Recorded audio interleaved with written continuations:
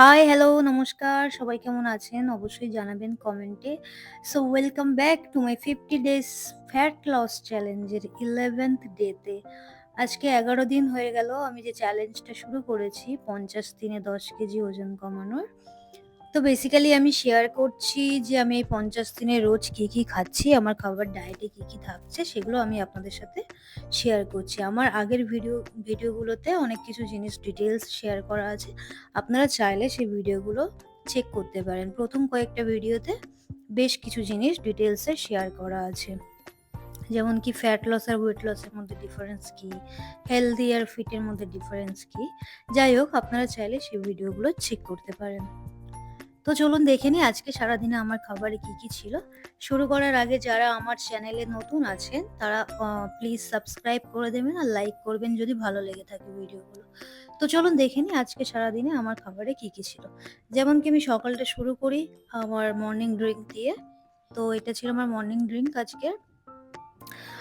Basically হলুদ, আদা আর একটু গোলমরিচ দিয়ে জলটাকে ফুটিয়ে এটা আমি সকালে খেয়েছি।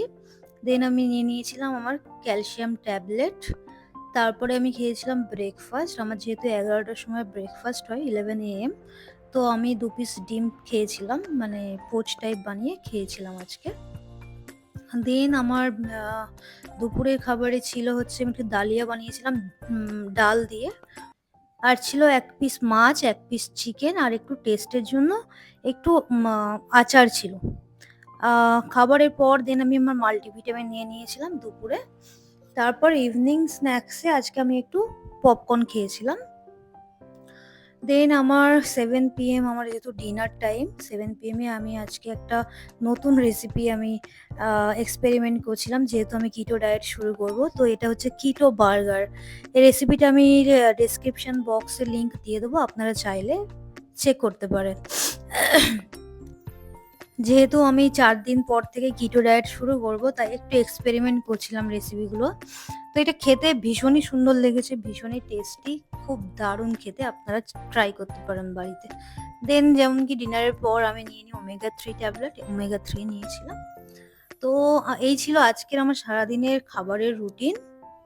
তো আজকে এতটুকুই, ভিডিওটা এখানেই শেষ করছি। আশা করছি আমার ভিডিওগুলো থেকে আপনারা একটু হলেও মোটিভেশন পাচ্ছেন, একটু হলেও প্রেরণা পাচ্ছেন।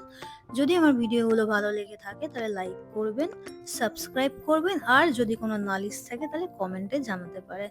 Thank you so much. আমার ভিডিওটা দেখার জন্য সবাইকে অনেক, অনেক ধন্যবাদ। Thank you so much. চলুন সবাই একসাথে ভালো থাকি, সুস্থ থাকি।